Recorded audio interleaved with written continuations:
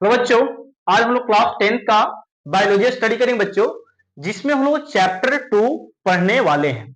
फिर बच्चे इस चैप्टर का मैंने ऑलरेडी पार्ट 1 और पार्ट 2 बना रखा है।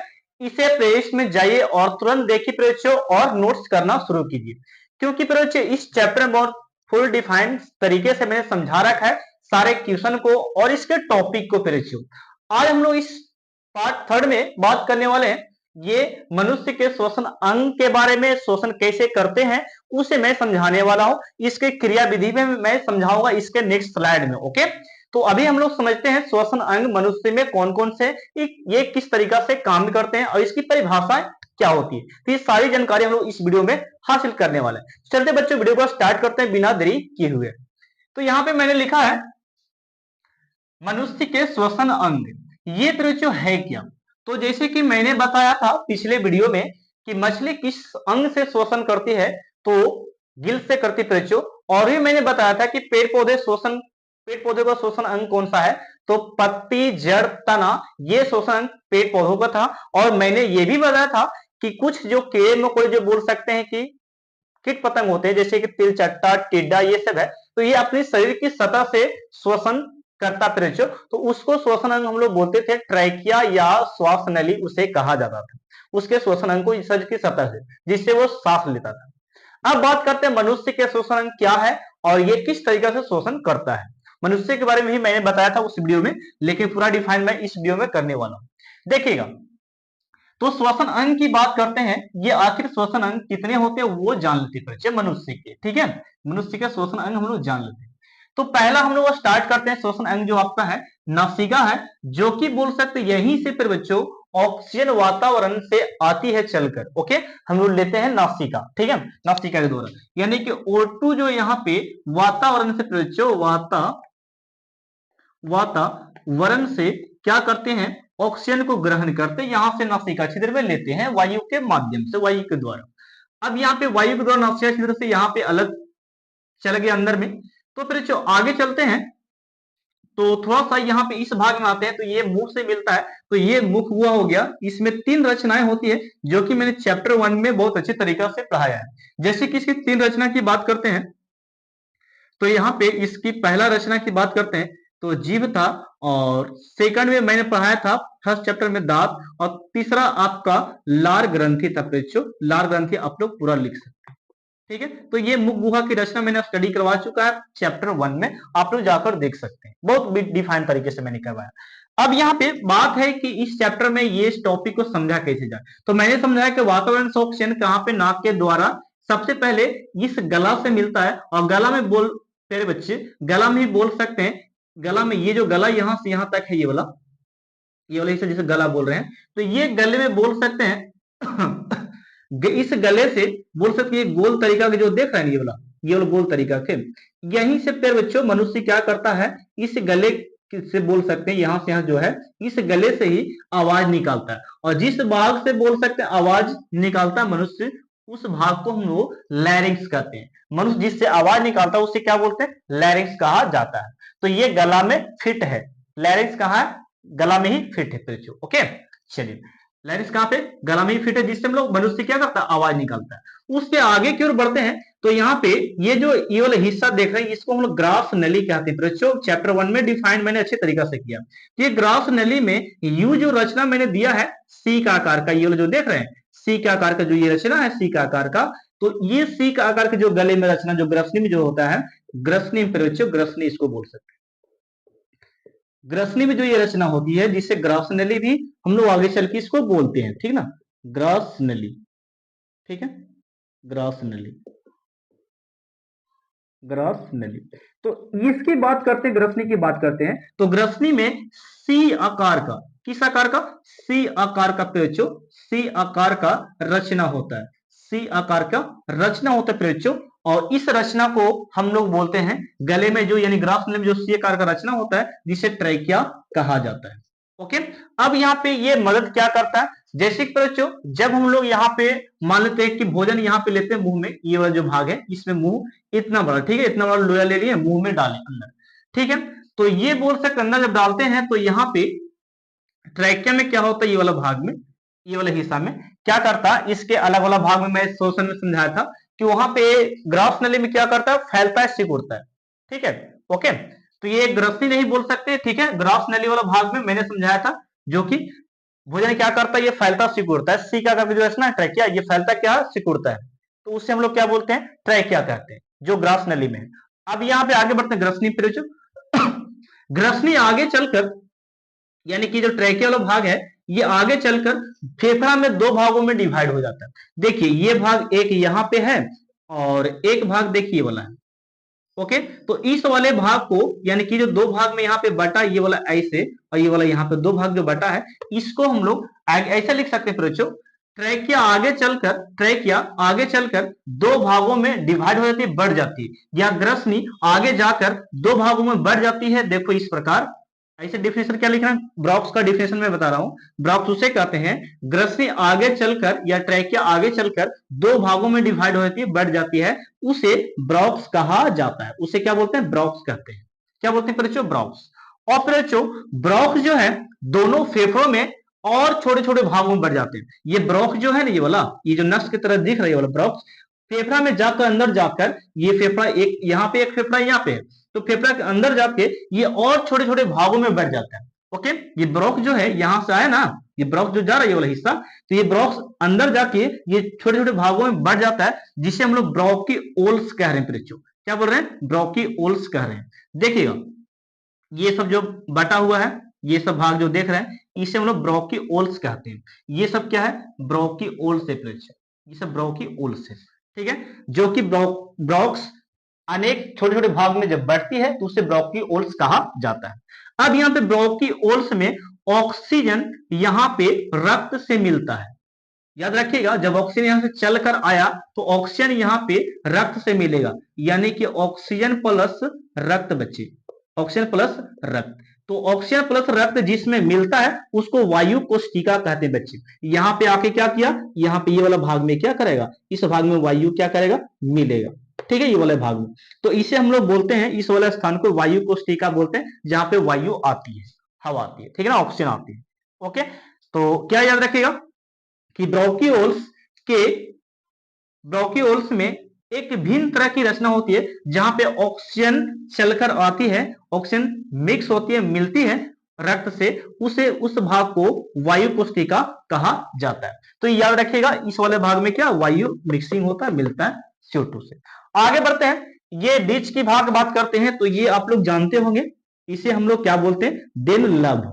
ठीक है, इसके चक्कर में नहीं पढ़े, लेकिन ये क्या कर बोल सकते हैं, लाइफ को स्पॉइल कर देगा, बर्बाद कर देगा। ठीक है, तो यही इसी को हम लोग थोड़ा सा बात करते हैं। ये जो हाड़ हमारा है इस तरीका से कुछ नहीं है, लेकिन हम लोग आज के ट्रेंड चल रहा है कुछ इस तरीका से हम लोग क्या करते हैं, इसे बना देते हैं, लेकिन ये हमारा जान ले लेता है। ठीक है, तो इसके चक्कर में बिल्कुल ना पड़े बच्चे। तो मैंने समझाया कि हार्ड कहां पे रहता है, बीच में रहता है, जो कि कोमल और बोल सकते मुलायम होती है, और ये त्रिकोणीय आकार का होता है, ऐसा नहीं होता है। ठीक है, ये दिल पिटाने वाला है, याद रखिए। ठीक है ना, चलिए, तो इसकी हृदय की बात करते हैं, तो मैं हृदय के बारे में पहले ही बात कर चुका, आगे भी मैं बात करूंगा श्वसन परिवहन वाले चैप्टर में, किस प्रकार ये परिवहन कराता है, किस प्रकार पदार्थों को धकेलता है, वो मैं बताने वाला हूं अगले चैप्टर में। ठीक ना, चलिए हृदय के बारे में, तो इसके जाने कोमल अंग है, त्रिकोणी होता है, और ये बोल सकते हैं बाईं ओर मुड़ी होती है, झुकी होती है। ओके, और ये पंपीय अंग भी है बच्चे, हृदय के बारे में बात करते हैं। चलिए इतना जानकारी हो गया इसके बारे में, आगे बढ़ते हैं बच्चों। तो यहाँ पे मैंने लिखा, ये जो हिस्सा देख रहे हैं, ये वाला हिस्सा जो देख रहे हैं, ये क्या करता है, ये वाला को डायफ्राम कहा जाता है। डायफ्राम क्या है बच्चों, तो डायफ्राम हम लोग उसे बोल सकते हैं कि श्वसन क्रिया में जो मदद करता है उसे डायफ्राम कहा जाता है। क्या मदद करता है वो ही जरा सुन लीजिए। जैसे कि ये हम लोग ऑक्सीजन जब अंदर लेते हैं तो ये क्या करता है, इस प्रकार ये जो देख रहे हैं ये वाला हिस्सा, ये नीचे की ओर दब जाता है, ये जो उठा हुआ इस प्रकार अभी है उठा हुआ, ये नीचे को क्या करेगा, दब जाएगा, ऐसे हो जाएगा, ऐसे हो जाएगा, दब जाएगा। ठीक है ना, ऐसे हो जाएगा, ऑक्सीजन जब अंदर लेंगे तब, और जब CO2 को बाहर छोड़ेंगे तो ये यही वाला भाग इस प्रकार का हो जाएगा।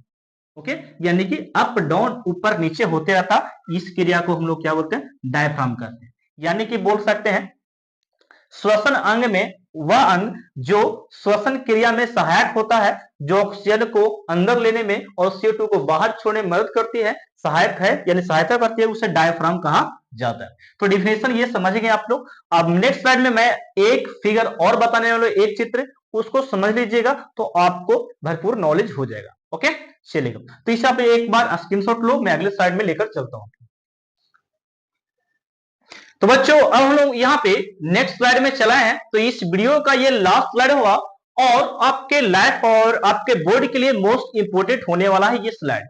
क्यों मैं ऐसा बोल रहा हूं? क्योंकि मेरे बच्चे, यदि आप एक स्टूडेंट हैं तो आप इस बातों को अच्छे तरीके से समझ सकते हैं कि एक्चुअली में देखा जाए तो ऐसे प्रोसेस, ऐसी क्रियाएं, ऐसे टॉपिक बिहार बोर्ड एग्जाम में आते हैं। और मैं एक बात और भी कहना चाहता हूं कि आपके लाइफ के लिए, हमारे लाइफ के लिए ये टॉपिक को समझना बहुत जरूरी है कि हम लोग में किस तरीका से श्वसन होती है, किस तरीके से श्वसन क्रियाएं होती है, कैसे कौन सा पदार्थ कहां पे जाता है, तो वो हम लोग को जानना बहुत जरूरी होता है।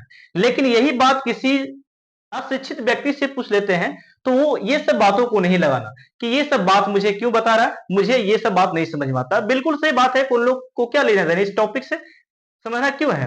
तो बच्चों हम लोग क्या करते हैं अपने शिक्षक एजुकेशनल जीवन में, हम लोग ये सब टॉपिक को बहुत अच्छी तरीका से समझ सकते हैं और जान सकते हैं, लोगों को बता सकते हैं कि ऐसी क्रिया हो सकती है, अपने छोटे भाई बहन ये सभी को बता सकते हैं बच्चों, जब आपको पता रहेगा।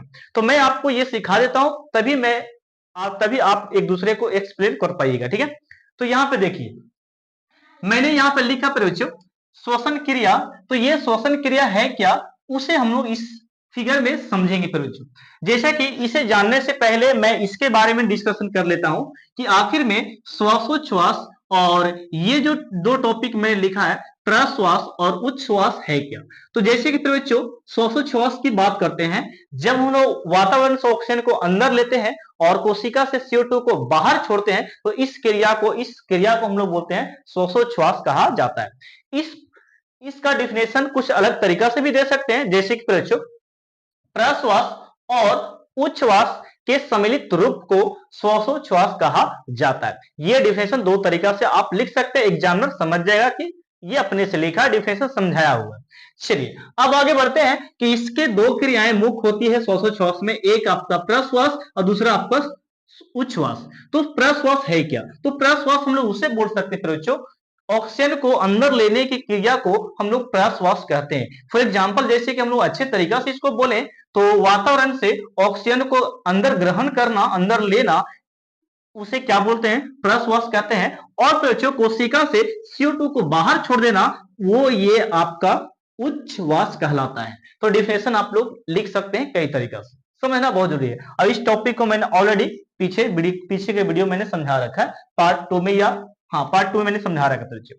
अब यहाँ पे देखिए ये एक्चुअली होता क्या है, जैसे कि मैंने यहाँ पे एक समझ ली, एक कोशिका का अंग है, एक शरीर है, जिसमें मैं आपको समझाने जा रहा हूं, ठीक है। जैसे कि देखिए परिचय कि यहाँ पे मैं बात करता हूं, तो यहाँ पे मैं लेता हूं परिचय वातावरण, क्या लेता हूं, वातावरण, यही सब स्टार्ट होती है सारा क्रिया, वातावरण। इस प्रोसेस को समझिए थोड़ा सा। तो वातावरण से हम लोग क्या करते हैं, वायु हम लोग क्या करते हैं, अंदर लेते हैं, हवा अंदर लेते हैं। तो अंदर लेते हैं हवा यानी कि ऑक्सीजन को अंदर लिए प्रेचो, तो नाक के द्वारा हम लोग अंदर लेते हैं। तो प्रेचो नासिका छिद्र के द्वारा, ये इस रास्ते और नासिका छिद्र के द्वारा श्वसन मार्ग जिसे कहा है, नासिका छिद्र के द्वारा ये चला आता है प्रेचो, ये इंटर किया, O2 कहां पे इंटर किया, तो फेफड़ा में इंटर किया, ये वाला में, जिसको एलिफ कह रहे हैं। तो एलिफ आखिर है क्या, तो एलिफ यानी कि लेफ्ट फेफड़ा बच्चे, लेफ्ट फेफड़ा। जैसे कि ऐसे मैं इस तरीका से अगर खड़ा होता हूं सीधा तरीका से, तो ये हमारा लेफ्ट हो गया, ये हमारा राइट हो गया। तो ये वाला फेफड़ा में इंटर किया सबसे पहले, यानी कि ऑक्सीजन, तो यहाँ पे ऑक्सीजन चला आ चुका है। तो यहाँ पे इस फेफड़ा में ऑक्सीजन जब आता है, तो यहाँ पे बच्चों इसी फेफड़ा में क्या होता है, रुधिर होते हैं। रुधिर कहने का मतलब ब्लड होते हैं, यानी कि रक्त होते हैं। तो क्या करता है ऑक्सीजन, ये ऑक्सीजन जो बेचारा ये फेफड़ा में चला आया, तो फेफड़ा में ये मिलता है तेरे बच्चे, ऑक्सीजन रक्त से मिलता है, यानी कि रुधिर से मिलता है। तो जब रुधिर इससे मिलेगा या इससे मिलेगा, तो ये इस पे बोल सकते चला जाएगा, चढ़ जाएगा, लोड हो जाएगा इस पे रुधिर में, यानी कि समा जाएगा। तो इस क्रिया को हम लोग ऑक्सी हीमोग्लोबिन कहते हैं बच्चों, यानी कि ऑक्सीजन और रक्त का मिलना, यानी खून का मिलना, यह ऑक्सी हीमोग्लोबिन कहलाता है। ओके, याद रहेगा ना। चलिए, तो इसको शॉर्ट में आप हीमोग्लोबिन भी बोल सकते हैं बच्चों। तो ये हीमोग्लोबिन जो है यहां से, इसका फेफड़ा से यहाँ पे आगे की ओर परिवहन होगा। क्या होगा? परिवहन। तो मैंने लिखा यहाँ पे रुधिर द्वारा O2 का परिवहन, यानी कि रक्त ही है, यानी कि खून ही है जो ऑक्सीजन का परिवहन कराता है। परिवहन मतलब क्या? तो परिवहन हम उसे बोल सकते हैं बच्चों, जैसे कि एक गाड़ी यहाँ पे है, ठीक है, और ये गाड़ी यहाँ पे है, समझ लो यहाँ पे एक कार है, ठीक है, कार है। तो ये कार यहां से यहां पहुंच गई। तो फिर बच्चों, अब यह इसमें, इस कार में, इस गाड़ी में कुछ ना कुछ वस्तु होगा, कुछ ना कुछ ऑब्जेक्ट होंगे, कुछ ना कुछ व्यक्ति होगा जो इसमें बैठकर इस स्थान से इस स्थान तक गया है। ओके, मान लेते हैं कि ये हमारा शहर पटना है और ये हमारा शहर बोल सकते हैं कि दिल्ली है। तो पटना से दिल्ली यहाँ पे ये जो गए, ट्रांसपोर्टेशन हुआ, बोल सकते एक जगह से दूसरी जगह गया, इस गाड़ी में लोड होकर, इसको हम लोग परिवहन का नाम देते हैं। आखिर में हम लोग को शरीर में ऐसा होता है? तो बिल्कुल बच्चे, अभी मैं समझाने वाला वही बात को देखिएगा। जैसे कि कार में बैठा था व्यक्ति, तो कार में बैठा था व्यक्ति, तो यहां से यहां तक चल कर गया। अब मैं आपको समझाता हूं, जो बैठा इसमें कार में व्यक्ति, उसको समझ लीजिए वो ऑक्सीजन है। जो बैठा हुआ व्यक्ति, उसको क्या बचे? ऑक्सीजन, वो है, वो हो गया। और जो यहाँ ये जो कार है आपका, कार यहां से यहां तक गया, कार आपका हो गया, आपका रक्त हो गया, खून हो गया। तो मैं समझाने का तरीका समझा रहा हूं कि कार आपका खून हो गया और इसमें बैठा व्यक्ति क्या हो गया? ऑक्सीजन हो गया, जो एक रास्ता के माध्यम से जाता है, एक रास्ता के माध्यम से जाता है बच्चों। क्या? एक रास्ता के माध्यम से। तो इस प्रोसेस को हम लोग बोलते हैं परिवहन। अब समझाता हूं इसमें। अब यहां पे समझिएगा, तो रुधिर, ऑक्सीजन जो था इसमें लोड हो गया, इसमें बैठ गया। ऑक्सीजन किसमें बैठ गया? रुधिर में, रुधिर में समा गया। अब यहां से इस नस के द्वारा, यानी कि एक नस का नाम बताता हूं जिसका नाम है बच्चों धमनी। इस नस के द्वारा क्या करेगा? इस, ये जो ऑक्सीजन वाला रक्त जो है, इसका परिवहन ये फेफड़ा से होकर ये चला आएगा शरीर की कोशिका में, यानी कि इस नस के द्वारा, इस रास्ते के द्वारा, इस नस के द्वारा ऑक्सीजन वाला रक्त जो है परिवहन होकर ये कहां पे चलाएगा? उत्तक, यानी कि कोशिका में चला आएगा, शरीर की कोशिका में चली आती है। अब यहां पे आखिर क्या होती है बच्चों? तो यहां पे कोशिका में इसका विखंडन होता है, ग्लूकोज का विखंडन होती है, जिसका सूत्र आप लोग अच्छे खासे जानते होंगे बच्चों, C6H12 और O6 पे बच्चों, ये ग्लूकोज का सूत्र है। इसका विखंडन होता है किसके उपस्थिति में? तो ऑक्सीजन की उपस्थिति में इसका विखंडन होता है, ये टूटता है। ऑक्सीजन, ये जब रक्त, यहाँ पे ऑक्सीजन आता है ना, तो ग्लूकोज का विखंडन होता है, टूटता है, तब जाकर यहाँ पे तीन पदार्थ बनते हैं बच्चों। वो तीन पदार्थ है क्या? वो मैं लिखता हूं आपका, पहला जो आपका CO2, देन आपका H2O, देन आपका यहाँ पे एक और बच्चों जिसका मैं भूल रहा हूं, एनर्जी बच्चों। तो ये सारे पदार्थ, तीन पदार्थ यहाँ पे बनते हैं बच्चों। कब? जब ऑक्सीजन इसको आकर तोड़ता है तब, ठीक है। ग्लूकोज जब टूटा यहाँ पे कोशिका में, तो ये तीन पदार्थ रिलीज हुआ, यानी कि बना। अब आपके बॉडी के लिए, आपके बोल सकते हैं कि शरीर के लिए जो जरूरी चीजें हैं उसे हम लोग रख लेंगे। जैसे कि हम लोग बात करते हैं H2O की और एनर्जी की, तो ये दोनों पदार्थ हम लोग शरीर में रोका जाएगा, रह जाएगा। लेकिन एक पदार्थ जो हमारे शरीर में उत्पन्न हो चुका है, CO2, ये जो हानिकारक है बच्चों, ये वाला पदार्थ हानिकारक है। ये क्या है? हानि पहुंचाने वाला है हमारे शरीर को, इसलिए हानिकारक इसको बोल रहे हैं। अब इसको शरीर में रखना अच्छी बात नहीं है। क्या आप लोग, हम लोग बोल सकते जो मल मूत्र होता है या पसीने को बोल सकते हम लोग रख सकते हैं अंदर? नहीं रख सकते फिर बच्चे, क्योंकि एक तरफ से ये जहर का कार्य करेगी जो हमारे शरीर को नष्ट कर सकती है, हमारे बॉडी को क्या कर सकती है? खत्म कर सकती है। तो इन चीजों को हम लोग नहीं रखते हैं। हम लोग क्या करते हैं? इसको किसी त्वचा, बोल सकते हैं किसी अंग के द्वारा, किसी प्रोसेस के द्वारा इसको क्या करेंगे? बाहर निकाल देंगे। जैसे कि CO2 खराब पदार्थ है कि नहीं, तो इसको हम लोग क्या करेंगे? बाहर निकालेंगे बच्चों। तो कोशिका में ये जो सारे कोशिका जो है, इसमें बोल सकते उत्पन्न हो गया ये वाला पदार्थ, इसको हम लोग बाहर करेंगे। अब पहले बच्चों समझिएगा CO2 को बाहर कैसे जाएगा। से यहां से CO2 निकला, तो CO2 थोड़ा सा आगे बढ़ा, तो मिला फिर किससे? फिर मिला किससे? रक्त से। बोला कि रक्त भाई, यहाँ पे तुम हमको क्या करो? हमको अपने आप में क्या कर लो? तुम हमको अपने आप में बैठा लो।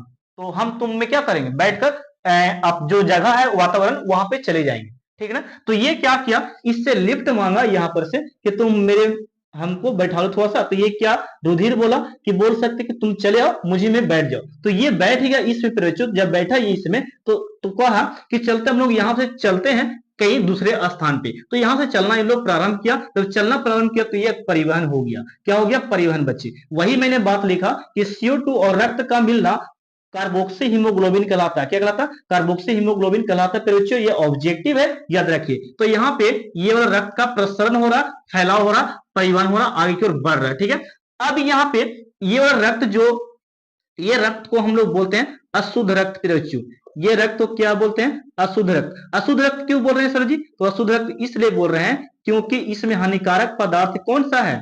देखिए बच्चों, इसको हम लोग अशुद्ध रक्त कहते हैं। हानिकारक पदार्थ ये वाला है CO2, इसलिए इसको अशुद्ध रक्त कहा गया, ये वाला को। ठीक ना? चलिए, और ये वाला पदार्थ को हम लोग, ये वाला को शुद्ध रक्त बोलते हैं बच्चों। क्या बोलते हैं? शुद्ध रक्त कहते हैं, याद रखिएगा। ठीक ना? चलेगा। तो वो धमनी नस के द्वारा आया था, तो ये जाएगा एक नस, नाम है जिस नस का नाम हम यहाँ पे लिखते हैं सीरा बच्चे। इस नस के माध्यम से ये क्या करेगा? यहां से आगे की ओर परिवहन करेगा, यानी कि बढ़ेगा इस नस के द्वारा। लेकिन बैठा कौन है? CO2। लेके जा कौन रहा है? तो रुधिर, यानी कि खून लेके जा रहा है इसको। तो यहां से परिवहन कराता हुआ इसको फेफड़ा में भेज देता है बच्चों। फेफड़ा में CO2 का ग्रहण हो गया, यानी कि यहाँ पे पहुंच चुका है वहां से CO2। यहाँ पे शरीर की कोशिका से उत्पन्न हुआ था, परिवहन करते करते करते फेफड़ा में चला गया। ये CO2 यानी कि रक्त यहाँ पे चला गया। अब यहाँ पे जाता है तो कहता है कि तुम रुको भाई। यहाँ पे रक्त को कहता है कि तुम रुको, यहाँ पे रक्त को कहता क्या? CO2 को तुम यहाँ पे रुक जाओ, हम यहाँ से चले जाएंगे। यानी कि CO2 यहाँ से क्या करता है? मुंह और नाक, नाक के द्वारा यहाँ पे CO2 क्या करता है? बाहर निकल जाता है, फिर ये वातावरण में पहुंच जाता है बच्चों। यानी कि ये वातावरण में चला जाता है। जो पेड़ पौधों को कार्बन डाइऑक्साइड चाहिए ना, उसको फिर ये मिलता है CO2। बात समझ में आई? तो यहाँ पे रक्त को छोड़कर बोला कि हम यहाँ पे आप रुकिए, रक्त को फेफड़ा में रुक जाता है रक्त यहाँ पे, और फिर CO2 यहाँ से कहता है कि मैं चला जाऊंगा यहाँ से, ये फिर बाहर निकल जाता है नाक के द्वारा। तो ये सारा प्रोसेस जो प्रक्रिया था, इसको हम लोग बोलते हैं श्वसन क्रिया प्रक्रिया। अब मैं आपसे इजाजत लेता हूं, इस चैप्टर को मैं यहीं पे एंड करता हूं बच्चों। ये यदि आप लोगों को समझ में आया होगा तो बहुत अच्छे, बहुत धन्यवाद आप लोगों को। और वीडियो को थोड़ा शेयर करते रहेगा ताकि मैं आपको और भी अच्छे अच्छे वीडियो प्रोवाइड कर सकूं। और मैं यहाँ पे सिखाने के माध्यम से आता हूँ बच्चों, ना कि आपके ज्यादा बोर्ड एग्जाम में। मैं आपको पढ़ाने के माध्यम से यही आता हूँ कि आप कुछ सीख सके मेरे से। ठीक है, तो देखिएगा, ये वाला बोल सकते हैं, ये वाला ऑक्सीजन वाला CO2 वाला रक्त था, ये ऑक्सीजन वाला रक्त था बच्चों। ओके, तो याद रखिएगा। चलें, तो मिलते हैं हम लोग नेक्स्ट पार्ट में।